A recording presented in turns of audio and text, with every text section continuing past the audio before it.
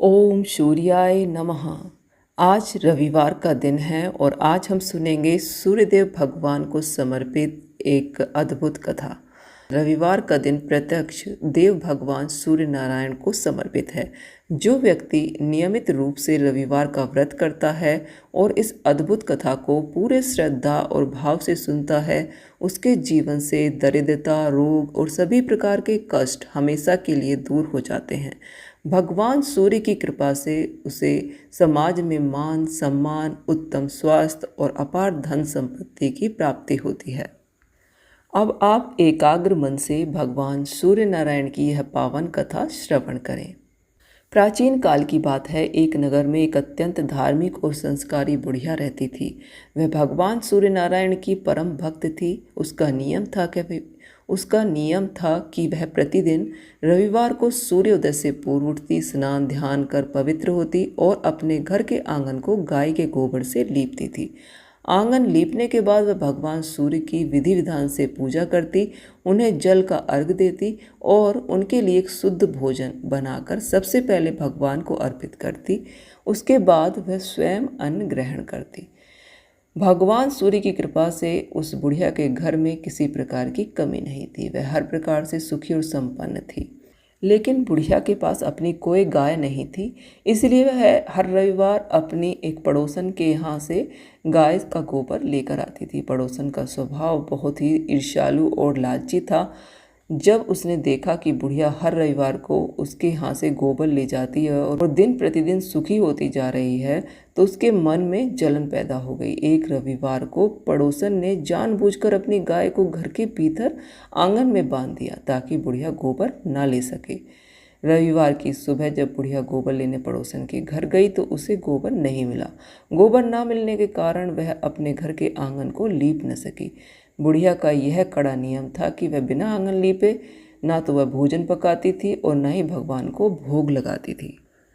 चूँकि वह भगवान को भोग नहीं लगा सकी, इसलिए उसने स्वयं भी पूरे दिन अन्न और जल की एक बूंद भी ग्रहण नहीं की। भगवान सूर्य के ध्यान में ही उसका पूरा दिन और रात बीत गई। वह भूखी प्यासी सो गई। बुढ़िया की इस अगाध श्रद्धा और सच्ची भक्ति को देखकर भगवान सूर्य नारायण अत्यंत प्रसन्न हुए। रात के समय भगवान सूर्य ने बुढ़िया को स्वप्न में दर्शन दिए और अत्यंत मधुर स्वर में बोले, हे माता, मैं तुम्हारी भक्ति और निष्ठा से बहुत प्रसन्न हूँ। मांगो, तुम क्या वरदान चाहती हो? बुढ़िया ने हाथ जोड़कर कहा, हे दीनानाथ, यदि आप मुझ पर प्रसन्न हैं तो मुझे बस अपनी कृपा का पात्र बनाए रखिए। पड़ोसन ने गाय अंदर बांध ली थी, जिसके कारण मैं आज आपका व्रत और पूजा पूरी नहीं कर सकी। भगवान सूर्य ने मुस्कुराते हुए कहा, हे माता, मैं तुम्हें एक ऐसी दिव्य कामधेनु गाय देता हूँ जो तुम्हारी हर इच्छा पूरी करेगी। वह गाय कोई साधारण गाय नहीं, वह प्रतिदिन स्वर्ण का गोबर देगी, यानी कि सोने का गोबर देगी। अगली सुबह जब बुढ़िया की आंख खुली तो उसने देखा कि उसके आंगन में एक अत्यंत सुंदर दिव्य गाय खड़ी है। बुढ़िया ने प्रसन्न होकर उस गाय को बांध दिया और उसे हरा चारा खिलाया। गाय ने कुछ देर बाद ही गोबर किया, लेकिन वह कोई साधारण गोबर नहीं था, वह विशुद्ध सोने यानी कि स्वर्ण का गोबर था। यह देखकर बुढ़िया के आश्चर्य का ठिकाना न रहा। उसने तुरंत वह सोने का गोबर उठाया, उसे सुरक्षित जगह रख लिया। कुछ देर बाद पड़ोसन किसी बहाने से बुढ़िया के घर आई। जब उसकी नज़र उस दिव्य गाय और सोने के गोबर पर पड़ी तो उसकी आंखें फटी की फटी रह गईं।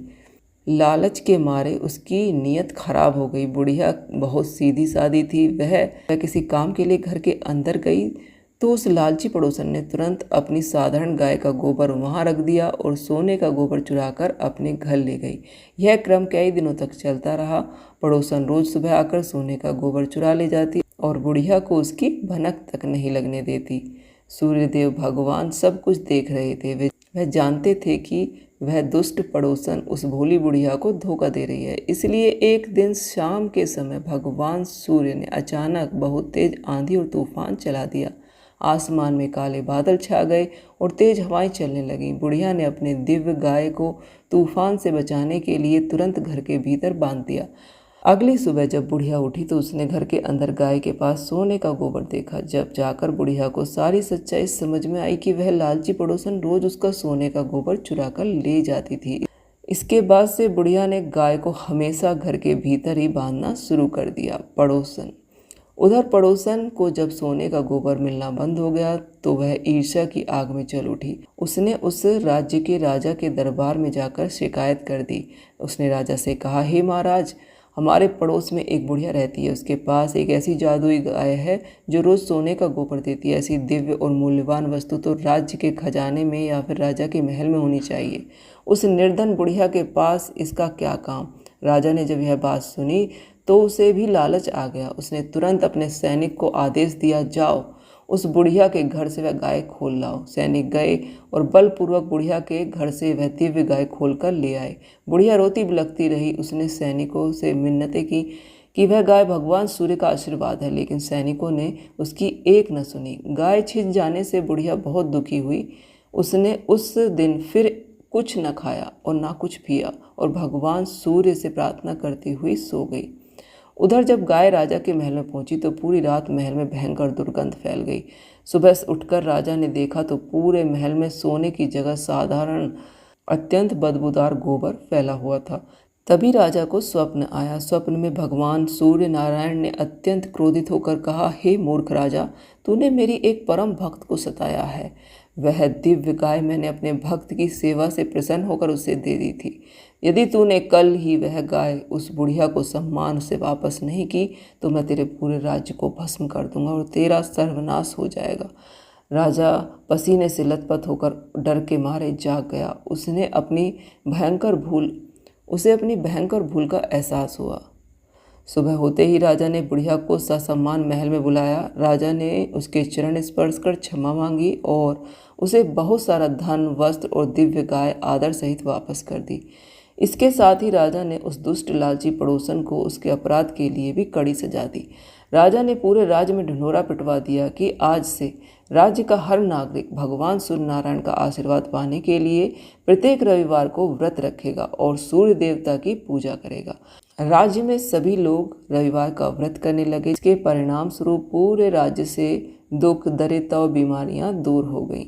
सभी लोग भगवान सूर्य की कृपा से धन धान्य से परिपूर्ण होकर सुखपूर्वक जीवन व्यतीत करने लगे।